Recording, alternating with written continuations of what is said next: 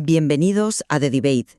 La actualización de las guías NCCN para cáncer de mama de enero de 2026 no es una simple revisión anual. Yo diría que es un punto de inflexión. Hoy vamos a analizar si los avances moleculares que hay detrás de estas recomendaciones son de verdad una hoja de ruta clara para la clínica, o si por el contrario nos meten en un territorio, mucho más complejo. Exacto, y la pregunta central que nos hacemos todos en la consulta es, ¿estamos ante una guía que de verdad afina la oncología de precisión para el paciente que tenemos delante? ¿O estamos, importando la complejidad de un ensayo clínico a un mundo real que no siempre tiene los mismos recursos? Mi perspectiva es que estos cambios, que se fundamentan en una evidencia molecular cada vez más granular, son precisamente la herramienta que necesitábamos.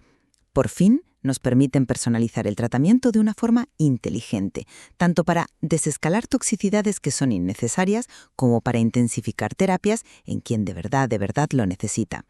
Y mi punto de vista es que, aunque los datos moleculares son fascinantes, son muy prometedores, la implementación de todo eso fuera del entorno ideal de un ensayo plantea unos desafíos enormes, desafíos en la selección de pacientes, en el manejo de toxicidades nuevas y a veces en la propia logística, que puede ser hasta contradictoria del diagnóstico molecular. Yo sostengo que la versión 1.2026 es un triunfo de la medicina basada en la evidencia. Y el mejor ejemplo para mí es la desescalada quirúrgica. Por primera vez tenemos datos muy robustos de ensayos prospectivos como el SOUND y el INSEMA que nos dan la confianza para omitir la biopsia de ganglio centinela en un grupo de pacientes muy bien definido. Y esto no es una cuestión menor, Es evitarle a una mujer un riesgo de linfedema de por vida. Y no hablamos solo de evitar un brazo hinchado, hablamos de preservar la calidad de vida, de que una paciente pueda volver a su trabajo, a sus aficiones, sin ese recordatorio diario y doloroso. Ese, para mí, es el verdadero triunfo. Y luego, en el otro extremo, en la enfermedad avanzada, la guía eleva a categoría 1 nuevas terapias dirigidas y los ADCs, los conjugados anticuerpo-fármaco, que son en esencia misiles teledirigidos. El famtrastuzumab deruxtecan en XKI para enfermedad residual de alto riesgo es un claro ejemplo. Es una respuesta directa a una necesidad que no teníamos cubierta, validada por datos de supervivencia. Entiendo perfectamente el atractivo de la desescalada, de verdad, y comparto el entusiasmo por el beneficio para la paciente. Pero la propia IA nos pone una bandera roja. En las notas al pie de esa recomendación nos advierte, y cito, «Se debe tener precaución en aquellas con histología lobulillar». Esto no es un detalle trivial. Sabemos que la histología lobulillar tiene un patrón de diseminación más difuso, a menudo en fila india, y esto puede ser más difícil de detectar con la ecografía axilar. Ahí está el riesgo de un falso negativo. Mi pregunta, en la práctica, es ¿cómo cuantificamos esa precaución? ¿Corremos el riesgo de aplicar un algoritmo de ensayo donde los pacientes se seleccionan de una forma exquisita a una población mucho más heterogénea y ahí las consecuencias de un error son graves? Y sobre los ADCs, la eficacia es innegable, pero la guía nos obliga a dominar un nuevo léxico de toxicidades. Estamos hablando de neumonitis o enfermedad pulmonar intersticial en un entorno curativo. La pregunta no es solo si podemos usar estos fármacos, sino si nuestros sistemas, nuestros equipos, fuera de los grandes centros, están listos para monitorizar y manejar esto con seguridad. La brecha entre eficacia y efectividad puede ser un abismo. Vayamos a ese primer punto, la desescalada, porque creo que es fundamental. La recomendación de omitir la biopsia del ganglio centinela en pacientes de más de 50 años posmenopáusicas con tumores CT1, N0 y SCNE0 confirmado por ecografía axilar negativa, RH positivo, R2 negativo y grado 1 o 2 es un avance extraordinario. Se basa, como decía, en los ensayos SOUND e INSEMA. Son datos de nivel 1. La guía es cristalina en los criterios. Ya. Pero aquí es donde la guía, para mí, introduce una aparente contradicción que nos afecta en el día a día. Al mismo tiempo que establece estos criterios tan específicos, elimina la recomendación previa de Choosing Wisely de la SSO. Esta permitía omitir la biopsia en pacientes de 70 años o más con tumores PT1, CN0, un perfil de muy bajo riesgo. Ahora una paciente de 75 años con un tumor de 8 milímetros que antes podíamos tratar de forma menos agresiva, según los nuevos criterios sí necesitaría la biopsia si su tumor es grado 3, por ejemplo.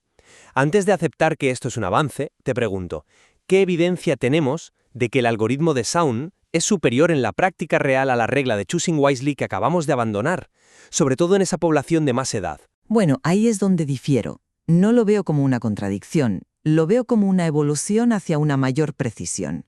Estamos reemplazando una recomendación que estaba basada en consensos y en datos retrospectivos por criterios validados en ensayos prospectivos y aleatorizados.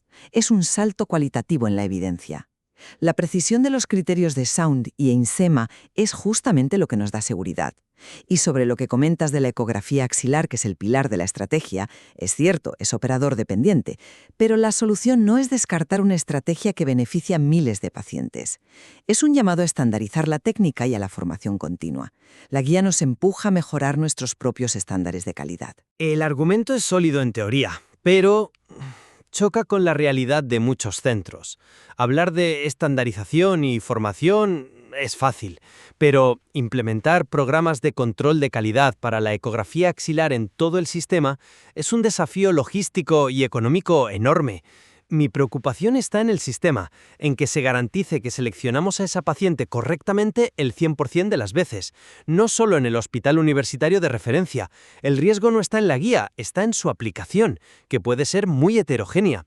Y esa tensión entre la evidencia del ensayo y la complejidad práctica se agudiza todavía más cuando hablamos de intensificar el tratamiento, por ejemplo, en las nuevas estrategias en adyuvancia. Exacto, un punto de transición perfecto. La inclusión de trastuzumab deruxtecan NX como recomendación de categoría 1 para pacientes ER2 positivos con enfermedad residual de alto riesgo tras la neoadyuvancia es para mí uno de los cambios de mayor impacto en la supervivencia que vamos a ver en años. Hasta ahora, las opciones para estas pacientes que tienen un pronóstico ominoso eran muy limitadas. Ahora tenemos una herramienta potentísima y la guía define claramente los criterios de alto riesgo basándose en el estadio patológico residual. Es un ejemplo paradigmático de oncología de precisión. Sí. Y de nuevo, estoy completamente de acuerdo en el potencial de supervivencia. Es una gran noticia, pero la nota al pie sobre el riesgo de enfermedad pulmonar intersticial o neumonitis es crucial. La guía es muy explícita. En el contexto adyuvante, donde nuestro objetivo es la curación, la relación riesgo-beneficio de una toxicidad que puede ser letal debe ser evaluada con extremo cuidado y, sobre todo, comunicada de forma muy transparente a la paciente. Le estamos diciendo que le ofrecemos un tratamiento para curarla, pero que existe un riesgo bajo, pero un riesgo real, de una complicación pulmonar fatal.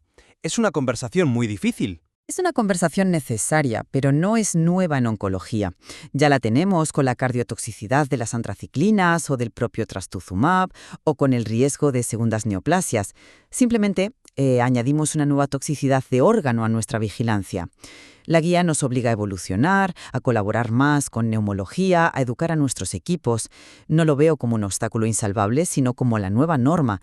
La alternativa es no ofrecer un tratamiento que puede evitar recaídas mortales. Sí, pero la perspectiva desde la consulta diaria es otra. La cardiotoxicidad tiene protocolos de seguimiento muy establecidos desde hace décadas. Ecocardiogramas, pruebas de fracción de eyección. Para la enfermedad pulmonar intersticial inducida por ADCs aún estamos aprendiendo. Los protocolos de monitorización no están tan estandarizados. Requiere una sospecha clínica muy alta y una coordinación multidisciplinar, que de nuevo puede ser un desafío. No es solo prescribir, es crear toda una infraestructura de vigilancia. Y esto nos lleva directos al tercer punto, que es el verdadero laberinto, los biomarcadores en la enfermedad metastásica. Aquí es donde la guía, para mí, realmente brilla y nos exige ser mejores oncólogas. Consolida el cambio de paradigma hacia el perfilado multigénico somático y germinal para todas las pacientes con enfermedad recurrente o metastásica. Esto ya no es una opción, es el estándar. Y gracias a ello se abren puertas a terapias que cambian el pronóstico de forma radical. Por ejemplo, la combinación de fulvestrant, inavolisib y palbociclib para mutaciones de PIK3CA, que ahora es recomendación preferente de categoría 1. O la llegada de imlunestrant para las mutaciones de resistencia de SR1.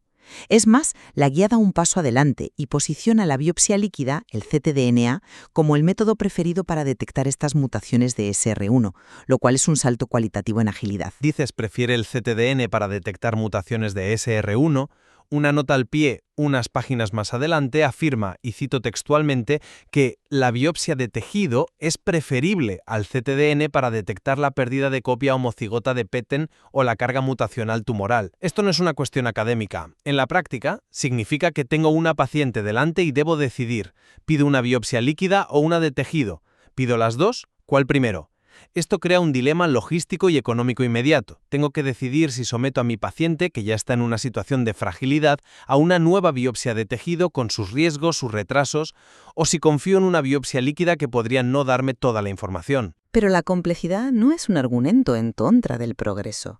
La guía simplemente refleja el estado actual de la ciencia. Diferentes biomarcadores, por su naturaleza biológica, pues pueden requerir diferentes métodos. Una mutación puntual como la de SR1 es ideal para detectarla en sangre. La pérdida de un gen completo como PTN o un biomarcador complejo como el TMB, pues se evalúa mejor en el tejido. La guía no crea el problema, describe la realidad biológica. Nos obliga a ser oncólogas más sofisticadas, a pensar en qué biomarcador buscamos antes de decidir la prueba. Pero en la práctica nos encontramos con otro problema. El ensayo EMBER-3, que apoya el uso de Imlunestrant más abemaciclib para esas mutaciones de SR1, se compara contra Imlunestrant en monoterapia. No se compara necesariamente contra el estándar de cuidado actual en muchos sitios, que podría ser continuar con otro inhibidor de CDK4/6 junto a fulvestrant. Esto complica enormemente la decisión sobre cómo y cuándo secuenciar estos nuevos fármacos. ¿Realmente estamos mejorando el estándar o solo añadiendo opciones más complejas y costosas sin una clara superioridad secuencial demostrada? La guía nos da nuevas piezas para el puzzle, pero no siempre nos dice cómo encajarlas. En resumen, la herpalización de 2026 nos exige, como oncólogas, un nivel superior de conocimiento molecular.